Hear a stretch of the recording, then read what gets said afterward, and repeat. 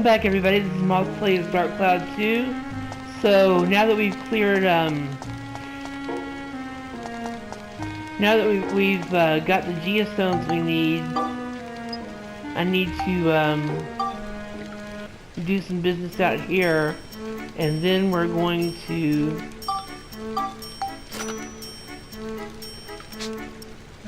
okay. So now we've got another core upgrade for Steve. And pretty soon, after we get some things going in Starlight Temple, we'll be able to build some really good new stuff for Steve. But for right now, I need to sell some things here and buy some materials.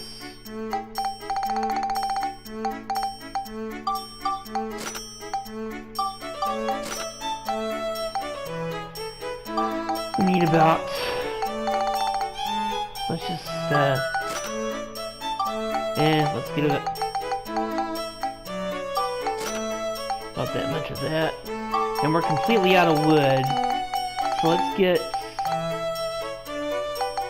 a bunch of wood and, okay, we'll save the rest for paint. Or something, I don't know. Okay, so let's move to the diorama.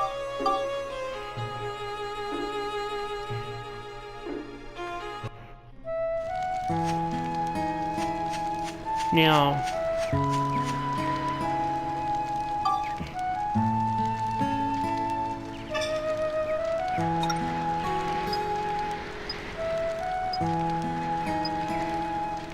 Scared Torch.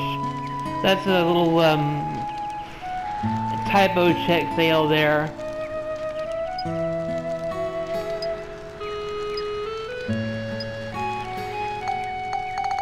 Okay, so you see here all this.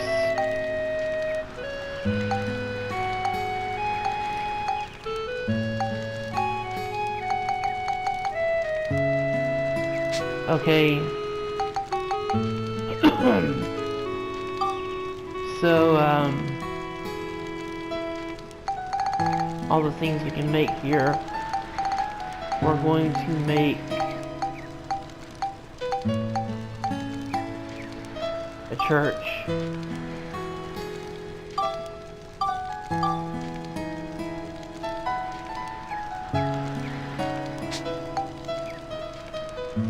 Get over the plateau where we need it, and then okay,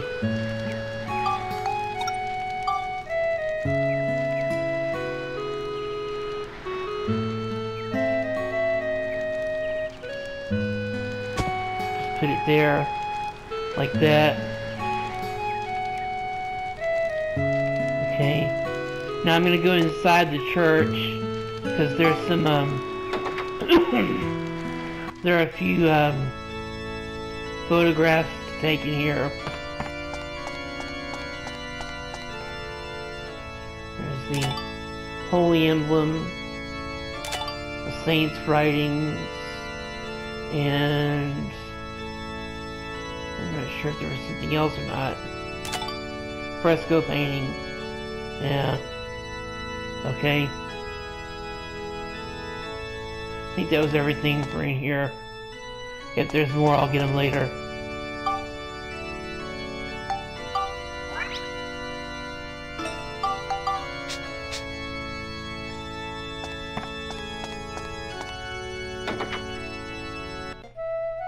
So, now,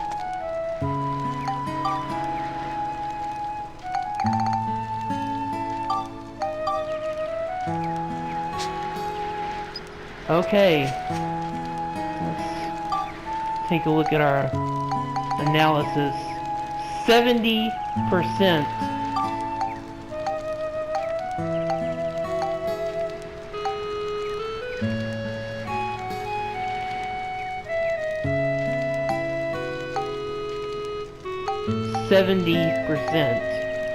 My goodness.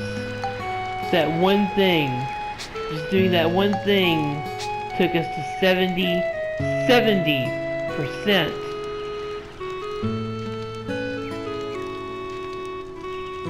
So, let's go to the future.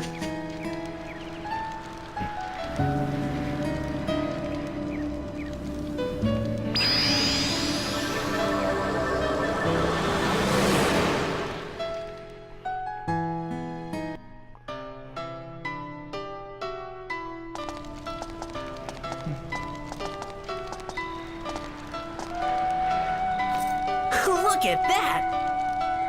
Hey, it's Lao Chow's Bistro.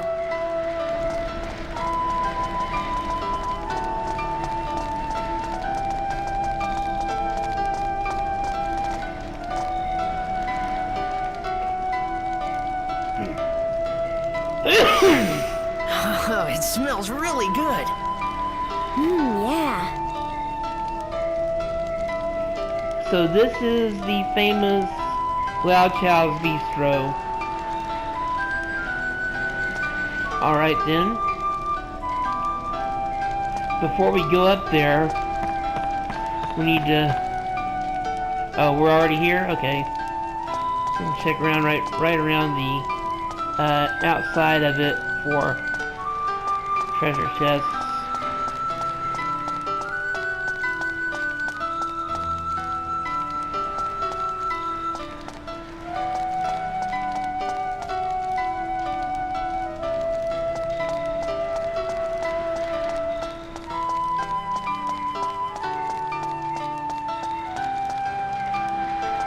None right here, so let's go on in.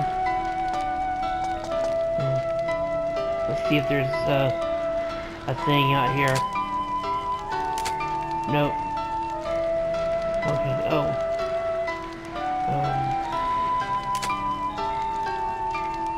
Nothing here yet. Okay. Oh, but look at all this. Look at all this. This is starting to look a little like something, isn't it? Okay, so in we go.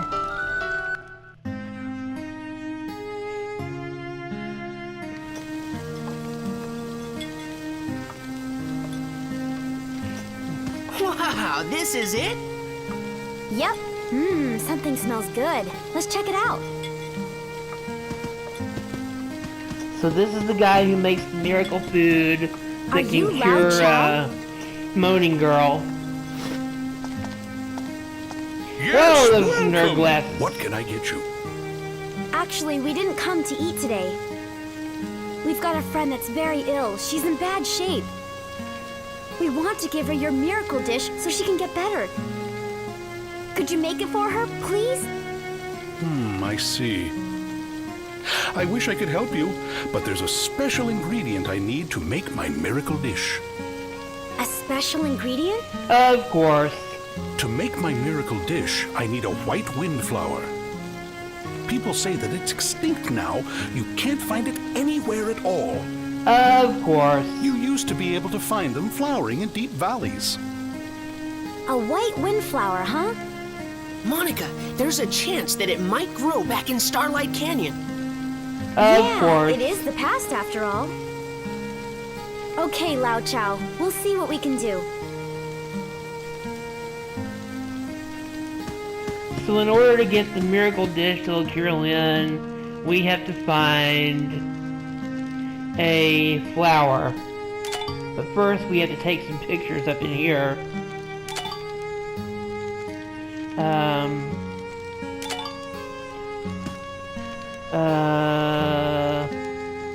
Is this one? No.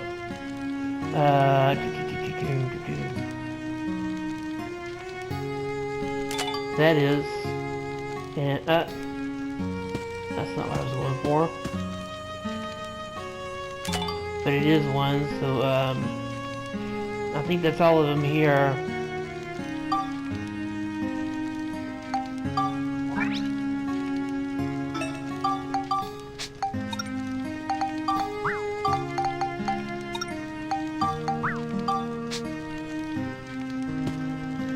So, now for the bad news. Remember how Elephant Army in the Valley had a sun path and a moon path? And we took the moon path to get to the point where we could, come here? Well, now we have to go back to that floor and take the sun path, walk right past it.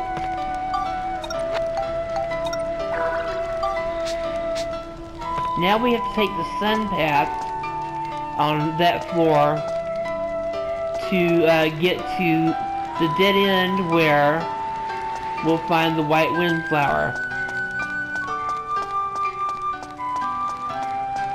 And that means that once I'm done screwing around here, we'll be going back into the dungeon again.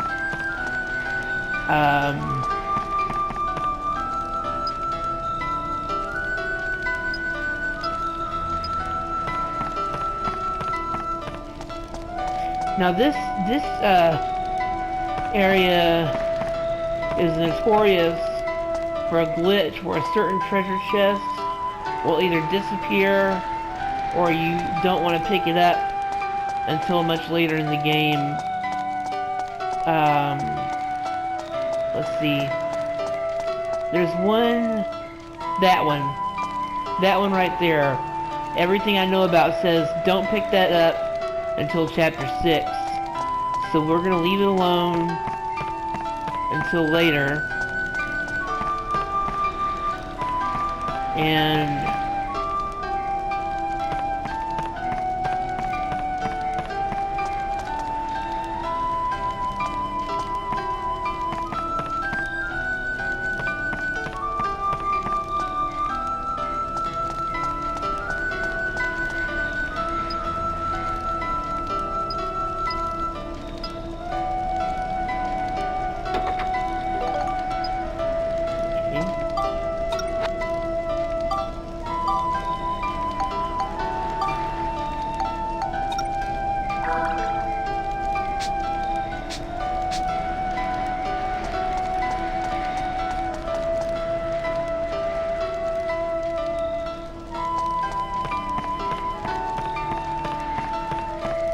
I'll make sure I hit all the little bridges. Make sure I didn't miss anything.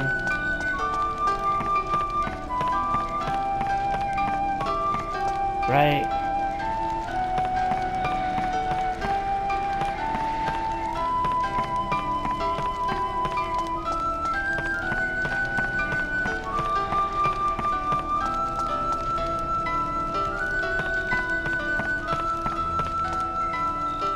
It has to be Bistro again. Okay, so here.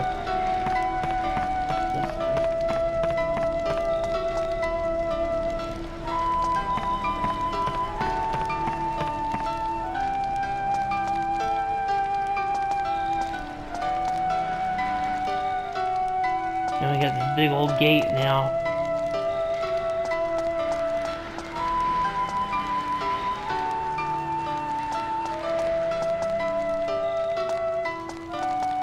So that looks like everything we can do here for now.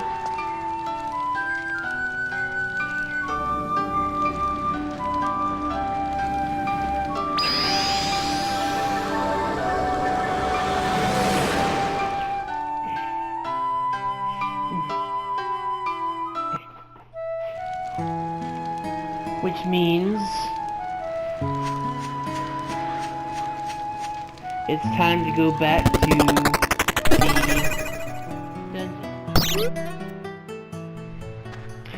Okay, so I had a little glitch with my microphone while I was recording during gameplay. So in the interest of full disclosure, I'm recording commentary for the rest of this video on a rewatch of the video instead of live commentary. I am sorry about that. Technical glitches happen. So I cleared the Elephant Army floor again, and took the sun path out, and now we're in the next floor of the dungeon. There's 2 floors of the dungeon between us and the White Windflower, and at the time you get the White Windflower, you also unlock the golfing minigame called Sfida, and for now we'll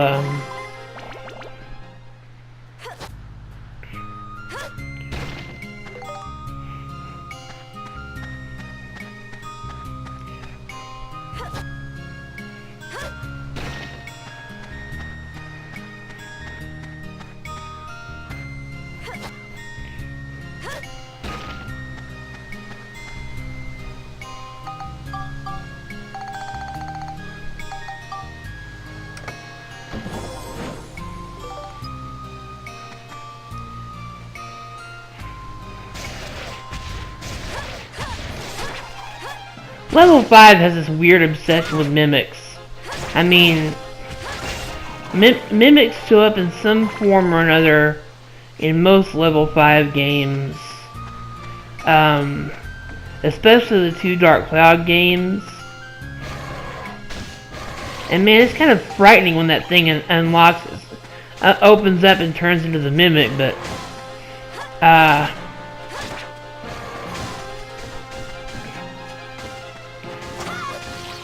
that's the king mimic right there. Notice how I'm trying to stay behind it, and I took the hit anyway.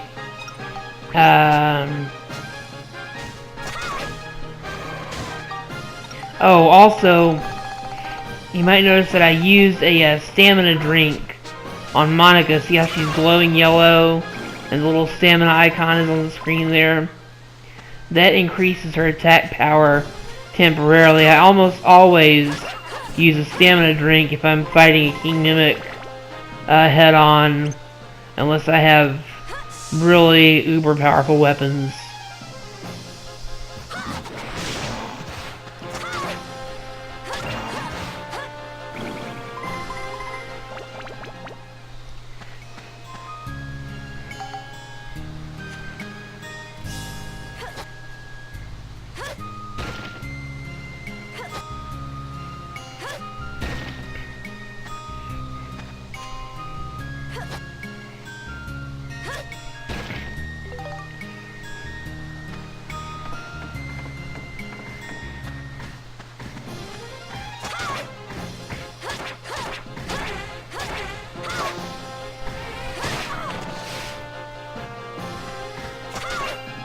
I'm usually a lot better about not getting hit like that.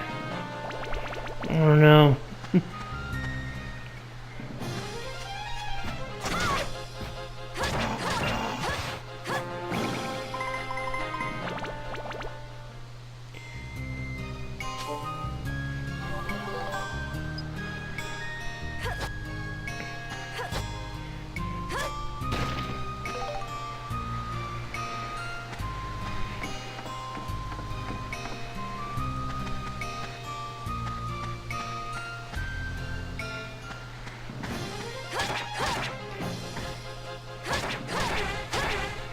I will say one thing about king mimics though, as dangerous and as obnoxious as king mimics are in this game, they've got nothing on the mimics in Rogue Galaxy. Rogue Galaxy was level 5's third PlayStation 2 RPG, and it was sort of a spiritual successor to the Dark Cloud series. And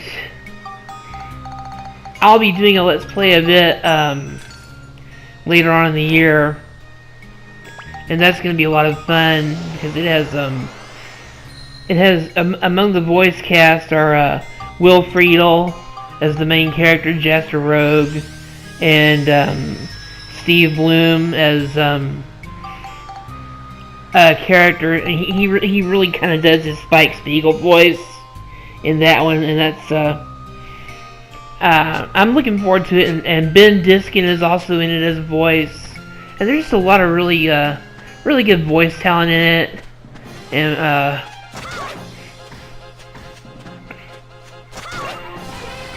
And, it's a fun game, but, Level 5's obsession with mimics takes a disturbing turn in Rogue Galaxy, where they are actually a mini-boss, kind of like the, they're actually more or less a hunt, except that they're, you know, like Final Fantasy XII's hunts, except that unlike those hunts where you take it on as a known challenge and you know it's coming, in Rogue Galaxy, the mimics are a surprise hunt.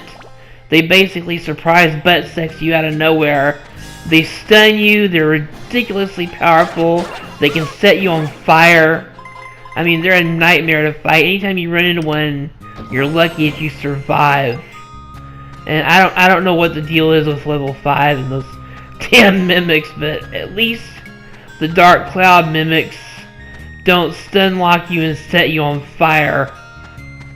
I'm not even joking about that. You'll see when I play Rogue Galaxy later on this year. I'm looking forward to it, and I think you should too. And you know, I'll eventually be playing the first Dark Cloud.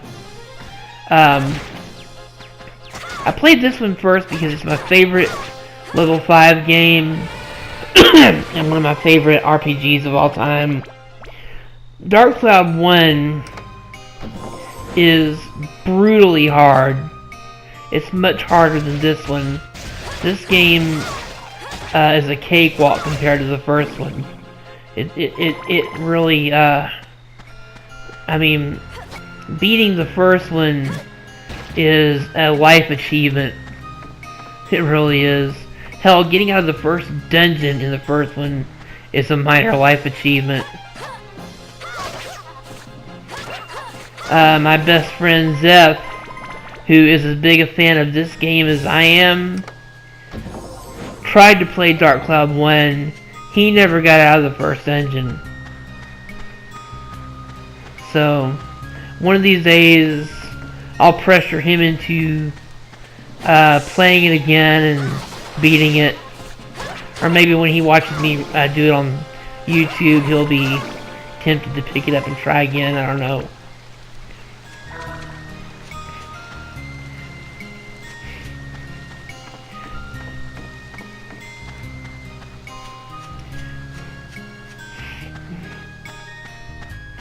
Yeah,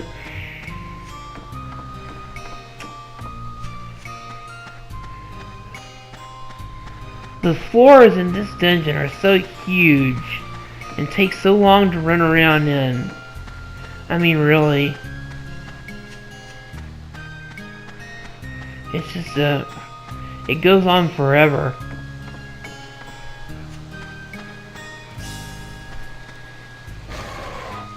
Oh god, there's another king mimic.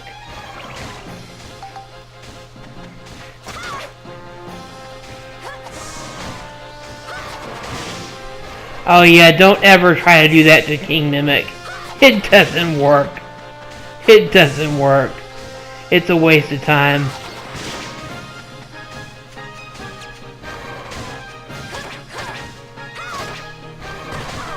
Ouch.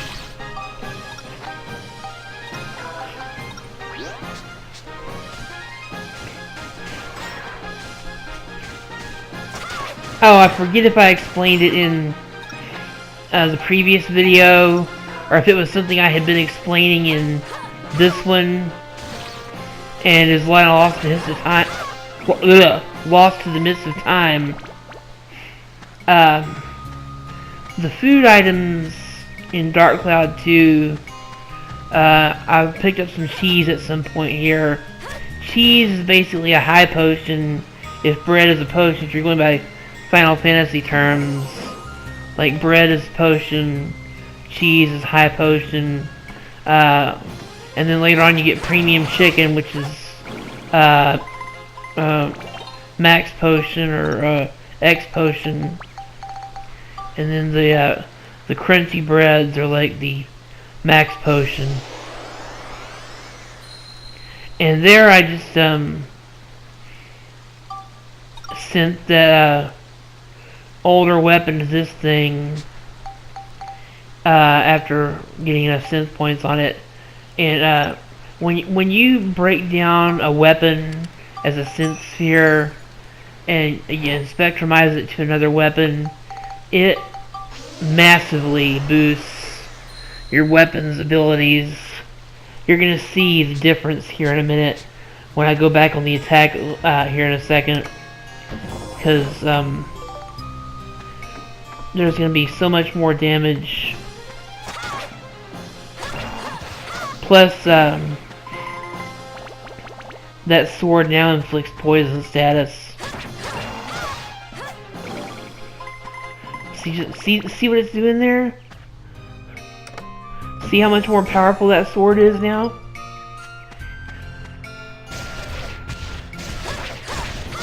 Man, those things are everywhere on this floor. Looks like we got them all.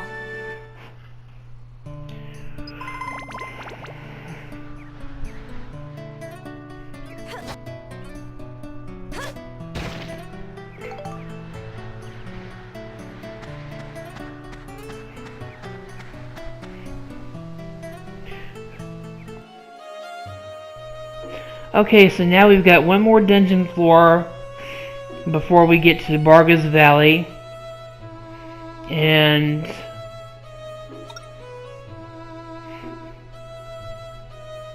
Monica is sealed when you go through this one the first time.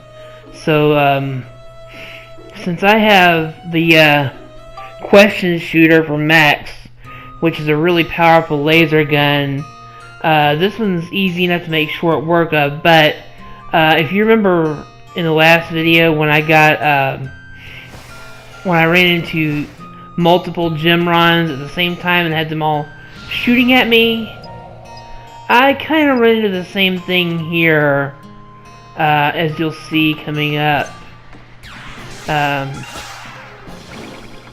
But you see how powerful that laser is, how it makes short work of those Gemrons. I love Max's laser guns. I absolutely freaking love Max's laser guns. They just blow anything away.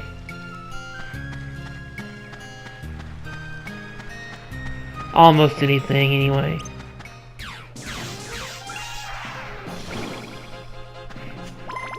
Pew pew pew!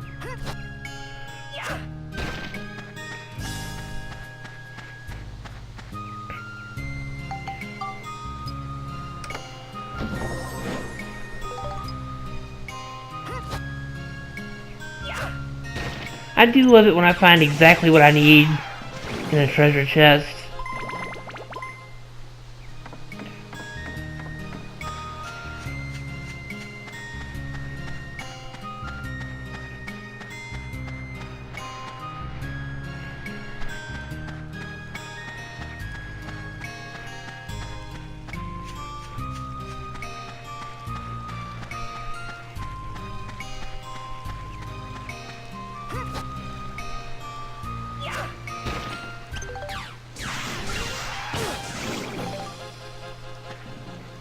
I should have been able to block that.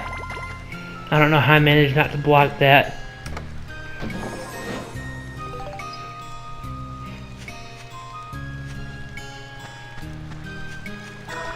The only thing about the laser gun is it's no good for dealing with mimics, but Max's wrench is more than adequate for mimics.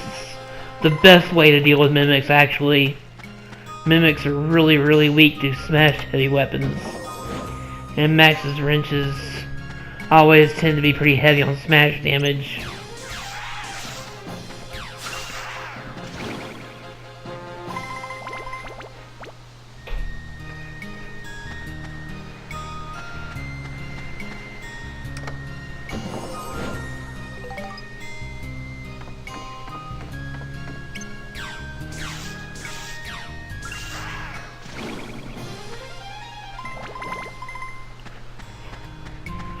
Man, I love how it just pew pew pew and they're gone.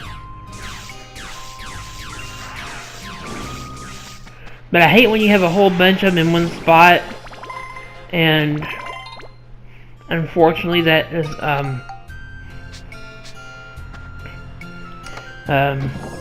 yeah, I guess I decided to deal with upgrading the weapon later because I'm going for the stage time goal here. I hadn't been getting any time goals up to this point because I've been going slow and steady, and it does take a while. But later on, as you get more powerful weapons and can defeat the enemies more easily and aren't as concerned with exploration as you are just killing everything in sight, the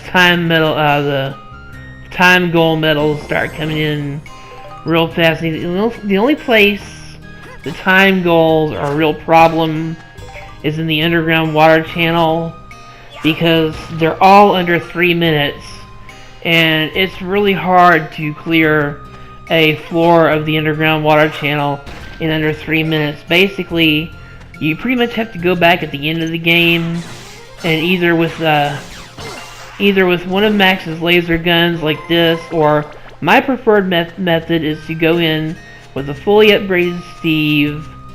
When Steve has all his upgrade parts, and you have the best leg part and the best weapon part for Steve, you can basically fly him around all over the stage faster than Max and Monica can run.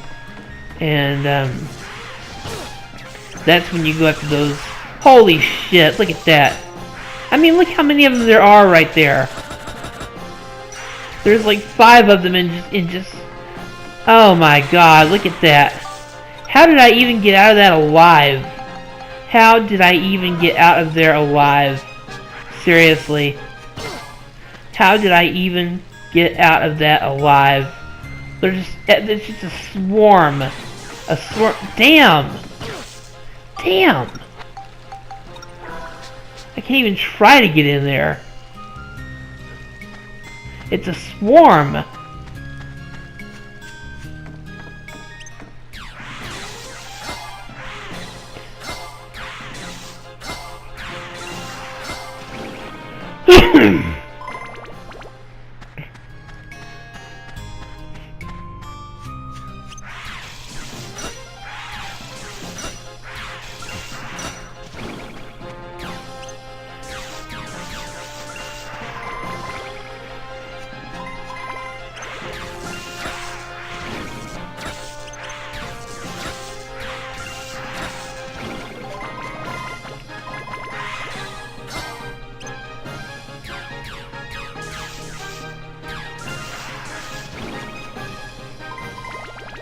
I mean, holy crap. That was just a swarm right there.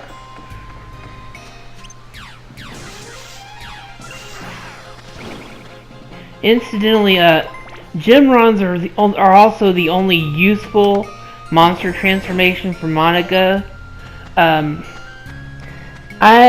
Everyone, all my friends are asking me if I'm going to do any stuff with monster transformation in this playthrough, and you watching this who played the game before may be wondering that as well. The answer is no.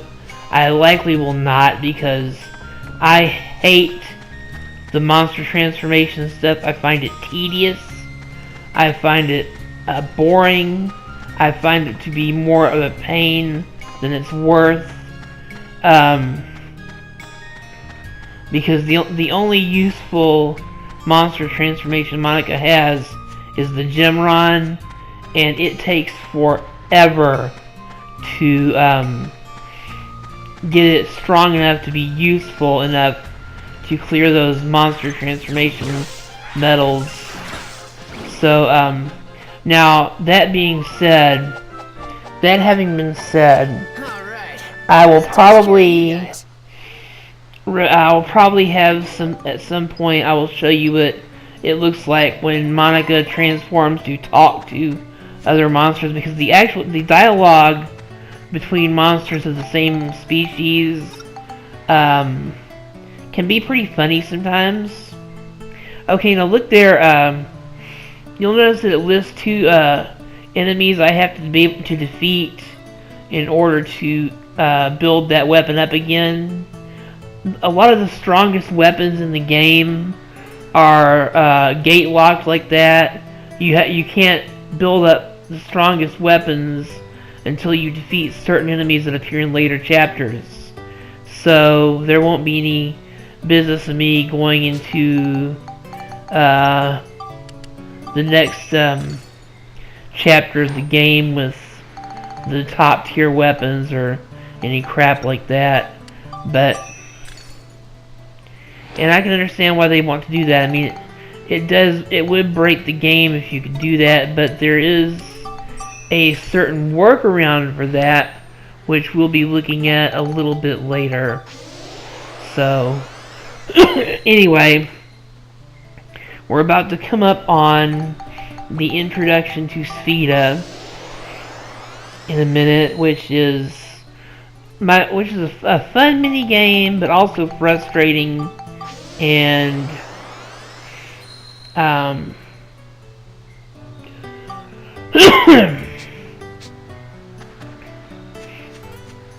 mean, a lot of your time spent replaying dungeon floors in this game is because you're trying to get the Spheda medals. I mean, you'll spend more time trying to collect Spheda medals than you'll spend doing just about anything else in Dark Cloud 2. I'm not even kidding about that.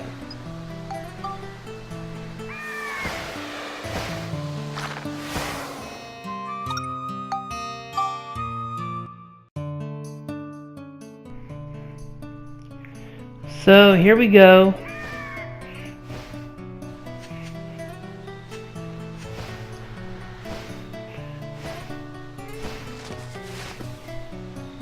Condor, we don't want to fight. We want to ask you something. What's that now? We're looking for a white windflower. Have you seen any near here? White windflower? Haven't heard of it. It's funny how the condor that's been carrying us around all this time can just all of a sudden can just talk. I bet you could find one from the sky. Will you help us look? I don't think so. I've got enough to worry about. What's the matter? Look at that, will you? Some weird old something is up above my home with my dear chicks inside. Yeah, if I were her, I'd be worried about that too. That ain't normal. But I can't get near the place. Looks like a time distortion. I guess time is starting to be affected in this era too. Distortion? That's right. When Griffin disturbed the flow of time, it started to warp and become strained in places. Those places are time distortions. There are already lots of time distortions in my era, but it looks like they've started happening in this time too. What you're about to experience here is the most overwrought, overcomplicated, and bizarre backstory for a minigame ever. I mean, You can get rid of it? this is such a convoluted backstory for a golfing minigame. Find your white wind thingy when you're It's done. just so weird. Really? I mean, it makes sense. It even kind of fits with the game's storyline, but it's just so random. All this business about time distortions and Now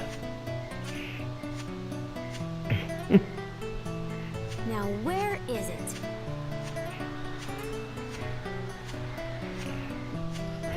There it is. This is it. This is a time distortion fragment. It's also called a sphere. Be careful, you can't touch it with your bare hands. You hit it with a long stick or something.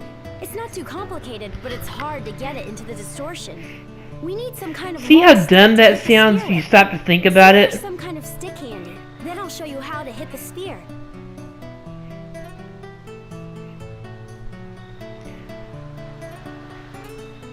Okay, I I paused the recording there for a minute while I was, because it takes a few minutes to find the stick, and I didn't want to waste the recording time wandering around looking for the stick, so that's why there was that jump cut there. Okay, listen up. You hit the sphere with a stick and send it flying. That's called taking a shot. Make a good shot and you'll get the sphere into the distortion. But there's one thing you've got to remember. When you hit the time distortion fragment, also called the sphere, against something, it changes color. It's just so weird to hear her explaining this minigame like this. Blue, you can only wipe it out with the red sphere. I mean, we're trying to stop the destruction of all history, and she's talking about this weird golfing minigame with a red-blue rule. It's the only way you can wipe out the distortion. We call this hitting the sphere up against a I don't wall know. to change its color, bumping. You can bump the sphere as many times as you want, but the number of shots you can take are limited, so watch out. If you put the sphere into the distortion within the allotted number of shots, the sphere disappears, and you fail. In my era, we call the act of wiping out time distortions like this, Sfida. Some people even play Sfida like a sport. With the world in danger like this, I know it sounds pretty dumb. Yes, yes it does. People like to escape from reality. That's about it. Did you get all that? Want me to explain? Not even close. Of course we got all that. You can try it now. Good luck.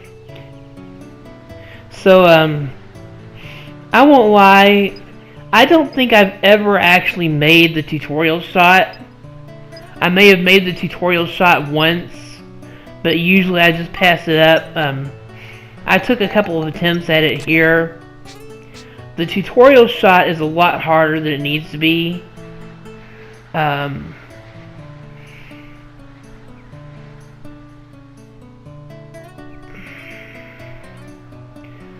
the thing about Sfida is, Sfida can be a lot of fun, but it can also be one of the most frustrating minigames ever, because just like the dungeons are randomly generated, the Sfida placement is randomly generated. Where the distortion shows up, where the sphere shows up, it's all randomly generated, and so is the number of shots you get to take to try to make it. Sometimes it's going to be in a place where it just isn't even possible to make it. And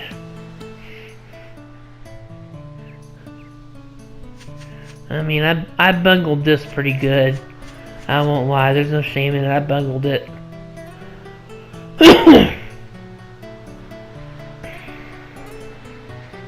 I mean, I bungled it bad.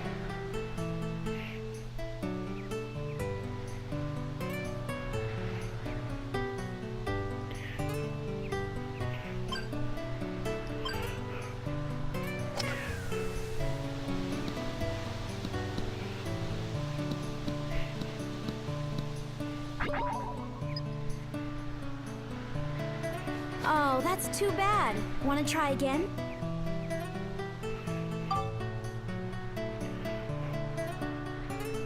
If nothing else, I'm a glutton for punishment.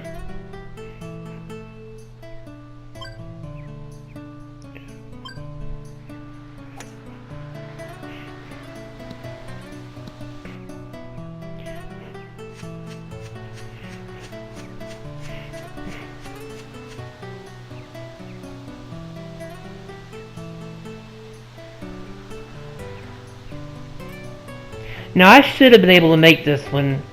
I mean, I really should have been able to make this. I have no excuse for why I didn't.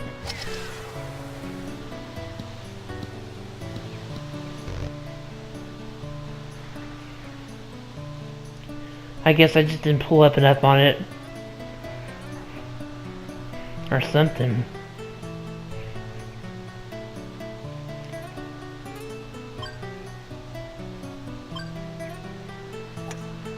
Didn't put enough power into it that time.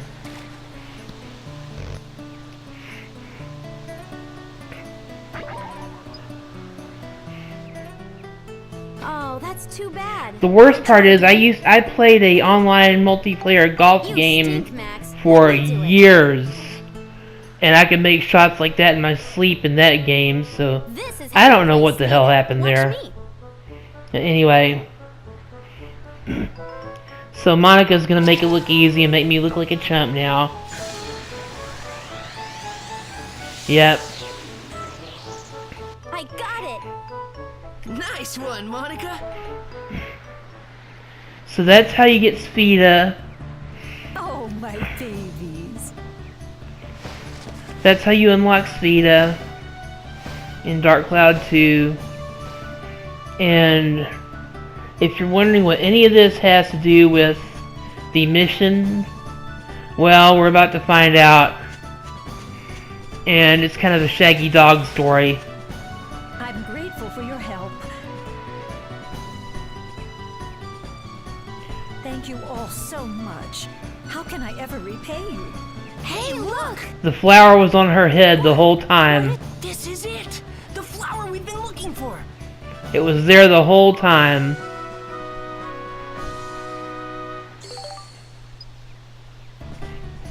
I can't believe your flower would be growing on my head. Take it if that's what you need. After all, it's thanks to you that my children are safe and sound. Thank you, Mrs. Condor. So we've got the white windflower, I'm off. and we've accessed Spheda. And that means that now we can, When that strange hole thingy disappeared a while ago, this Oh, fell out. It just there's also fits my this. way. Here, take it. We got a Spheda club to use to play Spheda instead of that stupid stick. So, in the next episode, we're going to go back to the future and get the miracle dumplings for Lynn. But we're going to close this video out by going back to Palm Brinks and recruiting Mina. Because you have to access... You have to have access to the Spheda minigame in order to recruit Mina. Because you have to clear 10 rounds of Spheda before you can,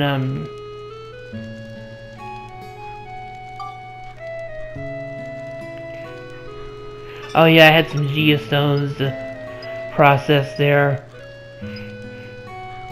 Oh, and then, I got a geostone there, I think, that lets me make something very important, didn't I? Did I get the star lamp there? Yes. Yes, I did. Star lamp is very important. We'll be making one and hanging on to it until after we do the next part. But anyway, now that I've got the white windflower, in the next episode we're gonna go back to Lao Chao and get the miracle dish to cure Lin. But for now, we're gonna go back to Palm Brinks and recruit Mina and start the process for recruiting Mina. I mean, it's